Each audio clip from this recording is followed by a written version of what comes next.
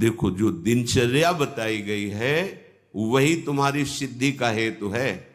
अपनी कोई भी दुराग्रह वृत्ति रख के, आग्रह वृत्ति रख करके शरणागत ना हो, खाली हो जाओ।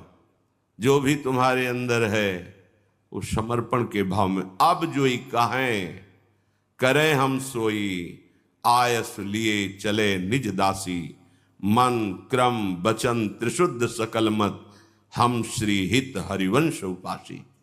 मन से, वचन से, कर्म से, शरीर की चेष्टाओं से शुद्ध, अर्थात जो उपदेश मिला उसके अनुसार चलना, उसके विपरीत चलना अशुद्ध है, उनके अनुकूल चलना शुद्ध है।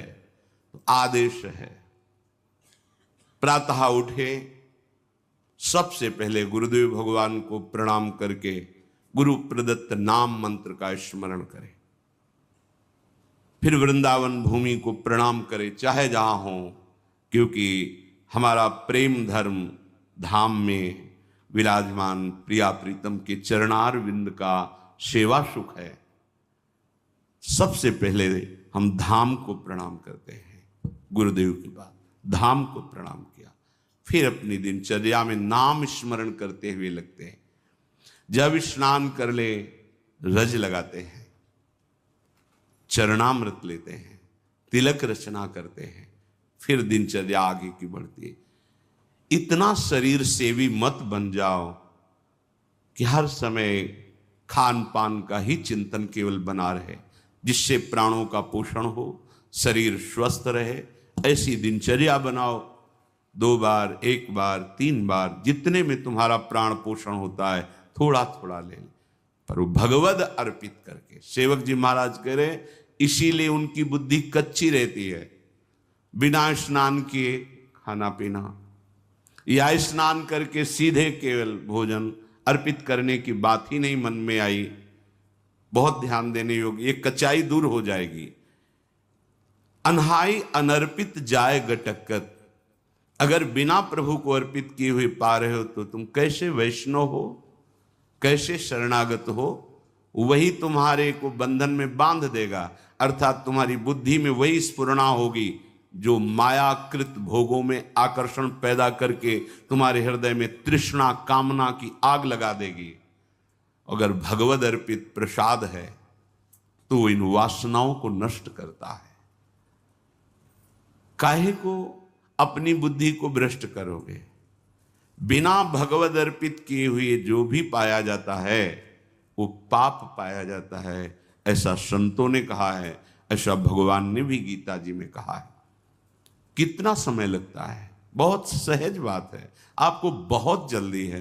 तो जो पदार्थ आपके हाथ में आया है पाने के लिए, आपके सामने है, एक क्षण शांत होइए, स्मरण कीजिए आराध्य देव का, भावना कीजिए कि हमारे हृदय में भी विराजमान है।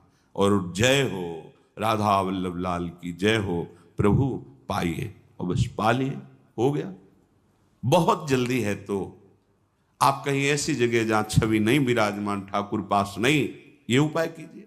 अगर घर में है, बहुत जल्दी है तो आप दृष्टि भोग लगा दीजिए। सामने गए, थाल दिखाई, 2-4 नाम लिए, प्रणाम किया, आ गए। समय है विराजमान करके पद गाया, भावना कर रहे प्रभु पा रहे, फिर आचमन कराया, फिर प्रसाद। आपका जीवन भगवत समर्पित जीवन, शरणागत जीवन। फिर आप मनमानी आचरण कैसे? एक बूंद पानी भी अमनिया नहीं होना चाहिए अपनी जिह्वा में, प्रसादी ही पाना चाहिए। जल भी पाना है तो पहले लिया, राधा वल्लभ लाल की जय, अर्पित किया, फिर पिया। आस करें विषयीन के आगे, जो देखे में जोरत हाथ लटक कर। विषयी पुरुषों के आगे हाथ जोड़ते हुए, हाथ लटकाते हुए देखने को मिला। सेवक जी महाराज कह रहे, महालक्ष्मी जिनके चरणों को निरंतर सहलाती रहती हैं, चरण चापती रहती हैं, और भगवान अपने चिंतन में निमग्न रहते हैं, उधर दृष्टिपात भी नहीं करते, ऐसे प्रभु के दास कहलाकर आप अन्य विषयी पुरुषों के आगे हाथ फैलाएं? भक्त कभी ऐसा नहीं कर सकता। चाहे वो गृहस्थ हो चाहे विरक्त हो, वो भगवद आश्रित है। अगर ऐसा है तो भगवद आश्रय नहीं है, ऐसा नहीं है। जिसके हृदय में नाम चल रहा होता है वो परम धनी है। भुगतें देहि न जाचहि, पोषण भरन चिंत कराएं। जो शरणागत जन है, जो भगवत प्रसाद से मिला, यथा लाभ संतोष सदा, काहू सो कछु न चाहोगो, आनंद लेते हैं, उसी में संतोष करते हैं। अगर जरूरत पड़ी तो उसमें से भी दूसरे को दे देते हैं, पर न जाचहि। ऐसे करना भक्तों का स्वभाव नहीं होता। ऐसे करने का मतलब है स्वामी को पहचाना नहीं। जिनकी तुम शरण में हुए उनको तुमने माना नहीं, ऐसी जरूरत ही नहीं पड़ती। भक्तन पाछे यूं फिरे जीव बछड़ा संगाए, चाहे वो गृहस्थ भक्त हो चाहे विरक्त भक्त हो। आस करें विषयीन के आगे, ऐसे करके मांगना दे। ये ना शरणागति का लक्षण है, ना ये किसी उपासना का भाव, ये केवल वासना है, वासना। ऐसे जिस स्वामी ने पलक झपकते अनंत ब्रह्मांडों की रचना कर दी, किसी के सहयोग की जरूरत नहीं पड़ी, उन स्वामी का सेवक हो। अगर वो आज हमें भूखा रखना चाहते हैं तो हम विविध प्रकार के पदार्थों के पाने से जो सुख होता है उससे भी अधिक सुखी रहेंगे। आज हमारे स्वामी की इच्छा है आज हम भूखे रहे, तो हमें नहीं चाहिए 56 भोग। अगर हमारे स्वामी की इच्छा है नमक रोटी, वो हमारे लिए अमृत है। विश्वास करो, राजी होना सीखो अपने प्रभु के विधान में, जीवन मंगलमय हो जाएगा। ये आवश्यकताएं, ये चाह, ये वासनाएं इतनी मत बढ़ा लो कि तुम प्रभु को भूल जाओ और संसार की इस भूल भलैया में भटक पड़ो। ये भटकन मिटाने के लिए मनुष्य जीवन मिला है। केतिक आयु केतिक सो जीवन, काहे विनाशत काज हटकत। अरे भाई, कितनी आयु है तुम्हारी? शरीर तो छूटेगा ना। कितना जीवन है तुम्हारा?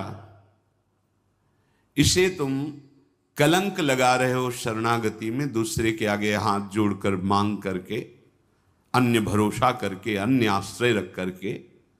कितना जीवन है तुम्हारा?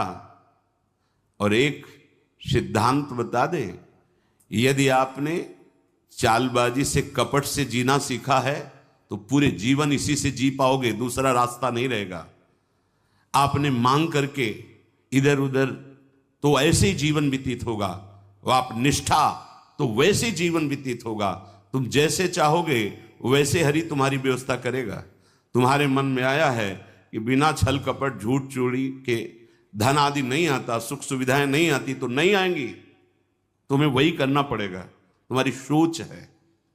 अगर भरोसे पे हो गए जैसे हरि, तो आप दुख सुख के प्रभाव से रहित होकर आएंगे, दुख सुख उसके प्रभाव से रहित होकर परमानंद में निमग्न हो जाएंगे।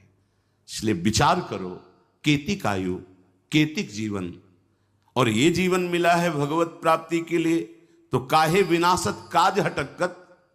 जो आपका प्रधान कार्य है भगवत आश्रय, भगवत प्रेम, क्यों उसका विनाश कर रहे हो? उस आश्रय का नाश क्यों कर रहे हो? किसी व्यक्ति के आगे हाथ जोड़कर वासनाओं की पूर्ति के लिए नहीं। भगवत भाव से तो सबको प्रणाम है, लेकिन आस रखकर, आस करें विषयीन के आगे।